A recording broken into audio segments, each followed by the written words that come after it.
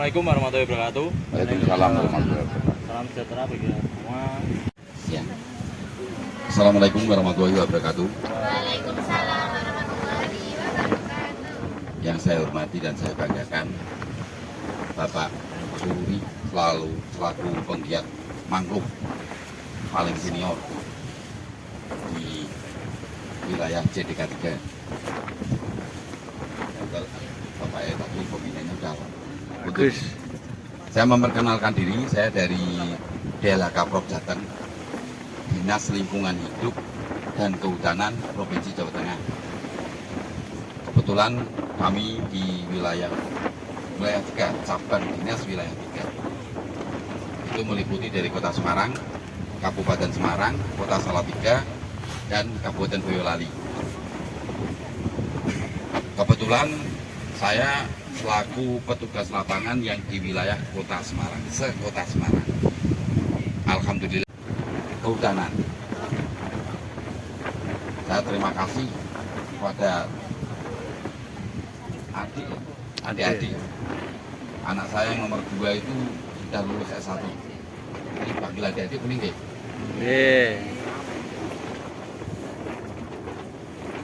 Sebenarnya ngegrogi nih, cewek-cewek ngegrogi.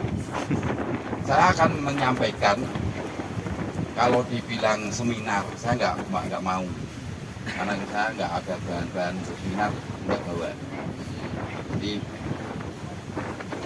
mungkin di sini lebih signifikan diskusi aja masalah penanganan konservasi di wilayah pantai. Kenapa kok pantai kok dikonservasi atau dilestarikan? Karena di dalam Undang-Undang Kehutanan tahun 1967 itu menyatakan dari bibir pantai pas ketemunya air itu ke darat 1 mil dan ke laut 1 mil itu adalah kawasan konservasi yang tanggung jawabnya ada di Kehutanan, Kementerian Kehutanan. Jadi kalau yang ke laut itu masalah terumbu karang, yang ke darat itu ya masalah penanaman adanya mangrove. Kenapa dipilih tanaman mangrove? Kalau dilihat dari segi ekonomisnya itu nggak ada.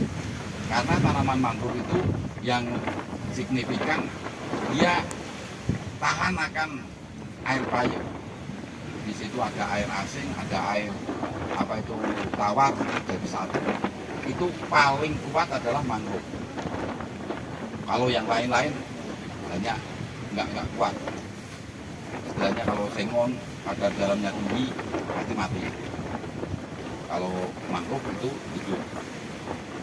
Jenis mangrove itu banyak. Saking banyaknya saya juga nggak begitu hafal. Pokoknya tahunya yang paling terkenal buat saya tuh Brayo Pak ya. Itu paling hebat. Api-api.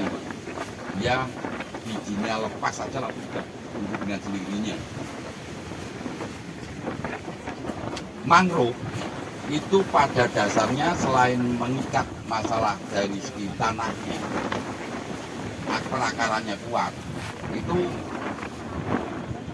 daunnya, kerapatan itu bisa menaikkan angin laut. Kalau angin laut itu bisa naik sehingga gelombang yang lepas dari dibawa oleh angin itu bersifat lembut, itu akan mendatangkan sedimen pasir sehingga tidak ada abrasi, tidak ada pengikisan. Memang dari abrasi itu terjadi ada 2 teknis. Satu karena kerasnya gelombang yang terbawa oleh angin, yang 2 adalah pusaran. Kebetulan jenengan di sini adalah di pusaran air yang paling tinggi nomor 2 di wilayah Semarang, Batu Jawa Tengah. Karena apa? Karena lokasi ini diapit 2 dermaga. Satu di kawasan KLI itu punya dermaga sendiri, terus di sana ada Tanjung Mas. Sehingga pusaran air itu sangat tinggi yang terbawa oleh angin. Kalau di tempat kami itu ada istilahnya bumbung cilik, itu dari Jepara. Itu kan Jawa itu kalau dilihat Pulau Jawa itu kan kayak apa itu anjing yang duduk dari gelombang angin yang dari sana itu membawa air laut ke sini ke Bentoro 2. Dermaga itu menjadi putaran atau pusaran air. Bukti yang nyata, Demak itu yang habis. Itu karena pusaran. Di sana mangrove-nya tinggi, tapi pusarannya sangat keras. Jadi kita menjaga konservasi itu untuk mengamankan dari pusaran gelombang sehingga pulau kita tidak terkikis. Dan paling hebat lagi adalah mangrove itu penghisap karbon paling tinggi. Jadi karbon yang lepas itu dihisap oleh daun, setelah itu jatuh membentuk karbonisasi yang ada di dalam tanah itu sangat tinggi. Kegiatan di sini koordinasi dengan yang pemangku wilayah masyarakat setempat, sehingga tidak terjadi gesekan. Oh, di sini itu tempat untuk mencari ikan, di sini untuk rumpon, itu sehingga tidak terjadi gesekan. Ini mungkin kalau dijelaskan secara teori atau ini sulit. Kenapa kita menanam satu akhir 2? Kalau sendiri itu mudah mati, satu mati. Harapan dari penanam adalah ditanam satu akhir 2 itu satu mati bisa hidup, yang satu masih hidup. Tapi dari filosofi itu kita menjelaskan bahwa kita itu berpasangan. Jadi ditanam 2 itu biar berpasangan, mungkin ya malam nggak sendirian, embung banyu udah mati. Tapi kalau berpasangan mungkin akan saling ada interaksi antar tanaman. Kita nggak tahu bahasa tanaman, tapi kita bisa merasakan bahwa tanaman itu juga sama seperti kita manusia, untuk makan, untuk interaksi dengan sesama tanaman, untuk minum. Yang tidak dibutuhkan adalah rumah pakaian. Sebenarnya kalau kegiatan adik-adik itu masalah mencintai alam, itu adalah konservasi juga untuk kelestarian. Sebenarnya kelestarian alam itu yang merusak kita sendiri.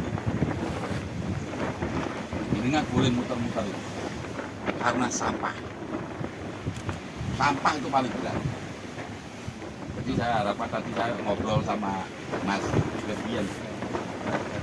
Ferian itu tadi ngobrol, oh ya kerjaan dengan ada istilahnya bisa koordinasi dengan Pak Jokowi.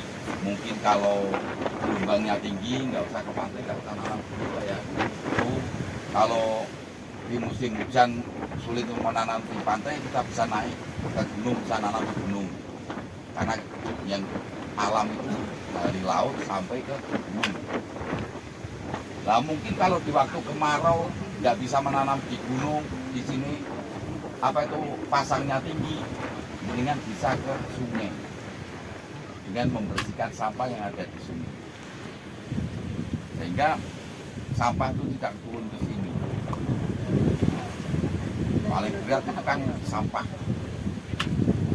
Kalau dengan bisa masuk lebih dalam lagi, akan bukti nyata sampah itu akan menjadi musuh kita. Itu contohnya adalah kreo. Waktu jadi barang pernah yang ke kreo? Pernah? Semua, selamat siang Pak, nama saya Irmanto, saya alumni Mapala Universitas Semarang. Juga sampai saat ini alhamdulillah masih suka di lingkungan hidup. Yang kami hormati Bapak perwakilan dari DLHK Pak, Provinsi Pak, terus Pak Sururi dan Bapak-bapak lain dan rekan-rekan mahasiswa yang lain. Yang ingin saya tanyakan, saya minta masukan atau arahan di perkembangan mangrove di Semarang ini. Kan ada pembangunan dari pemerintah dan kita ada penanaman. Nah, bagaimana mungkin bisa kami diberi arahan kalau ada program pemerintah yang menyangkut penebangan mangrove.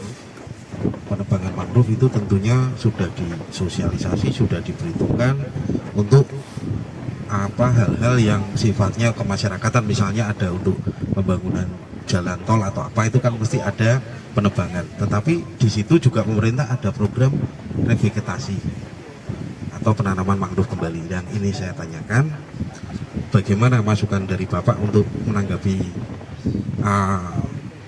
penebangan tersebut. Yang kedua, ini realisasi untuk revegetasi itu kita mau terlibat seperti apa, Pak?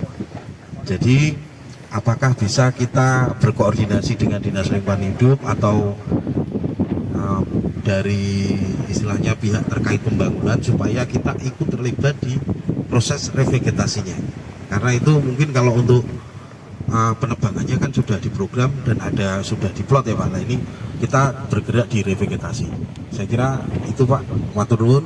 Wassalamualaikum warahmatullahi wabarakatuh. Khususnya tol laut itu kami dari pihak dinas sudah diinstruksikan suruh menunggu karena nanti itu ada di sana di laut. Itu kan cuma untuk pintu masuknya, untuk tolnya itu ada di laut.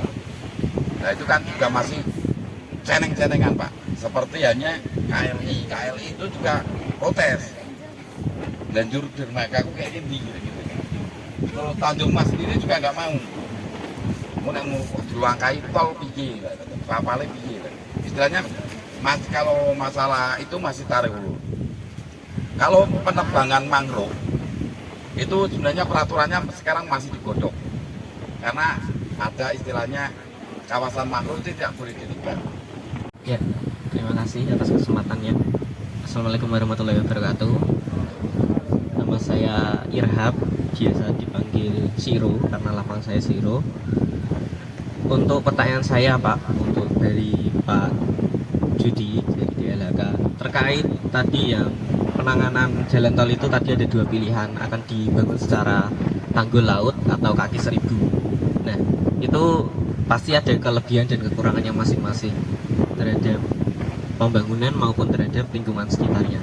Nah, dari segi lingkungan sekitarnya, kira-kira persiapan apa yang bisa dilakukan oleh DLHK dengan menggandeng para penggiat lingkungan yang ada di sini untuk bisa menjaga kelestarian tetap lestari begitu. Ketika ada pembangunan tol yang menggunakan kaki seribu, mungkin kekurangannya apa? Tanggul laut kekurangannya apa? Mungkin dari tanggul laut itu ditutup semua menjadi tanggul sehingga tidak ada air yang ke sini. Nah itu kira-kira kurang lebih pertanyaan saya seperti itu. Untuk selebihnya bisa dijawab dari Pak Judi. Terima kasih. Sebenarnya kalau tol laut itu ada keuntungan, ada kekurangannya. Kalau dari segi keuntungannya, seandainya nanti ada tanggul laut, itu sebenarnya lokasi tanam kita semakin tinggi. Tapi kalau ini datarannya akan semakin bagus, sudah kebutuhan akan industri akan semakin tinggi, Mas. Mungkin akan timbul KIW lagi. Kita juga nandani lagi. Itu sebenarnya dari segi keuntungan kekurangannya kita sama terus. Tapi sebenarnya yang kita butuhkan, yang kita pentingkan adalah masalah sampah. Kalau tanggul laut, sampah itu akan lari tinggi gitu. Memang nanti ada kawasan restorasi atau tempat berkumpulnya air itu ada. Tapi kalau itu sampah yang dari gunung itu datang ke sini semua. Walaupun nanti kalau dia ketutup pasir bisa menjadi tempat dia kita tanam, tapi waktu sampah itu datang, efeknya itu untuk lingkungan itu akan semakin, karena pasti air yang tercemar oleh sampah akan kesulitan untuk hewan, ikan nggak hidup, nelayan mau kemana? Dan ini sana jalan tol, Terus ini mulai akan terjadi sedimen yang dari atas sana turun ke sini. Itu akan dari datar, nah, nelayan akan kemana? Itu seperti yang kasus-kasus kayak di Jakarta. Sebenarnya kok naiknya Reklamasi. Reklamasi itu bagus. Pulau kita kan semakin lebar, tempat hidup kita tuh semakin lebar. Tapi di waktu ada reklamasi itu tidak pernah memikirkan akan petani nelayan yang ada di situ. Reklamasi gawe 10 pulau atau 20 atau 30 khusus kanggo nelayan itu nggak ada. Jadi pasti akan terjadi masalah. Pulau kecil itu anti tutup karena di situ ada tempat sedimen tuh berhenti, di situ ada tempat alur akan. Tapi yaitu dari segi keselamatan, yaitu tadi yang dari nelayan keluar masuknya. Kalau di sana tuh bendung ada iwak ini kini sudah gelem, ini kono nelayan pasti ke sana. Tempatnya itu yang. Jadi kalau dari segi sebenarnya kalau dari konservasi sendiri tidak masalah selama kita masih ada yang mendanai dan masih ada penggiat-penggiat seperti ya saya berdoa tuh semoga aja bener yang yang dihentikan di beliau tadi sudah diturunkan ke anaknya mungkin ke cucunya dari nanti penggiat mangrove konservasi yang dari masyarakat secara individu itu semakin banyak. Itu akan membuat lestarinya kita. Kalau jenengan semua mungkin sekarang masih seneng-senengin alam, sebentar lagi meningkat juga lupa alam. Tapi mau ke pantai lagi, suami udah boleh, mau naik gunung, istri udah boleh. Kesempatannya jenengan pas muda. Tapi kalau beliau, Pak Sururi kan memang hidupnya. Makanya saya dalam hati saya kalau Pak Sururi yang bawa dari wilayah kota Semarang ya Pak Sururi rebutan kekuasaan masing-masing Mas. Kemarin saya baru pulang dari Bogor diundang oleh Kementerian Maritim Pak Luhut di Sar Panjaitan. Saya mewakili Jawa Tengah itu dimintai pendapat apa yang dikatakan tadi Masnya mengusulkan apa manfaatnya kalau bendung laut sama kaki seribu. Kalau bendung laut itu manfaatnya mungkin rob bisa tertanggulangi. Kalau kaki seribu itu kita masih bisa menanam, tapi kalau namanya bendung laut mata itu mangrove ada yang bisa hidup dan ada yang tidak. Tapi teman saya dari Surabaya maupun Bali kemarin bicara tetap sama, kami punya percontohan di situ Pak. Namanya Burguera, spesies mangrove ya Pak ya, Burguera atau tancang bahasa Indonesianya. Itu kalau kurang asupan air tawar, kehidupannya sangat minim sekali Pak. Karena dia bisa hidup di air tawar sebetulnya. Itu namanya Burguera atau tancang ya. Tapi kalau Rhizopora itu harus minimal 50% harus kena air payung. Tapi kalau Abyssinia, ini Abyssinia ya sebelahnya, api-api. Api-api itu pohonnya namanya api-api, buahnya namanya berayu. Kalau Rhizopora itu di sini ada 4 spesies. Bahasa Indonesianya bakau, enggak tembakau ya. Tadi saya banyak cerita tembakau, tapi itu bukan tembakau. Itu dari Pak Menteri Maritim itu minta pertimbangan dari masyarakat, istilahnya tokoh jauh bukan tokoh, tapi karena berkecimpung minimal paling sedikit 20 tahun di bidang lingkungan dan mangrove. Itu manfaatnya cuma itu yang bisa diserap. Tapi kalau bendung pet, nelayan juga KNSI protes Mas. Himpunan nelayan seluruh Indonesia itu protes. Itu jumlahnya seluruh Semarang itu ada 1.800. Mau dikemanakan dia? Lapindo sekarang masih megap-megap. Tahu Lapindo ya? Itu belum selesai. Teman saya ada yang di sana Mas, sudah dipanggil Mbah. Dulu punya usaha cendok, namanya cendok garpu, dan ini Pak kepiring dari Monel dan lain-lain. Sekarang dia itu kembali ke Madiun karena Lapindo tenggelam. Itu belum selesai sampai sekarang proses ganti rugi atau ganti untungnya. Itu nggak bisa menyelesaikan, apalah kemarin Pak SBY menutupi bencana nasional. Itu sangat kayak wong ngerti tapi kayak goblok. Bencana nasional Abu Rizal Bakri tuntut loh, wong itu lapindo milik beliau. Apa disulitkan karena apa? Tumpang tindih politik ya Pak Ide. Tumpang tindih politik mas, golek menangi dewe-dewe. Besok yang bisa menggantikan ya generasi jenengan. Kalau generasi saya Pak Yudi masih terkontaminasi rezim Orde Baru. Benar atau tidak itu yang dikatakan Pak Luhut memang benar. Pastinya itu bisa sampai sekarang tuh untuk peduli terhadap lingkungan itu apa gitu loh. Karena yang namanya 30 tahun itu tuh cukup waktu yang lama. Itu aja sih Pak yang saya pengen tahu.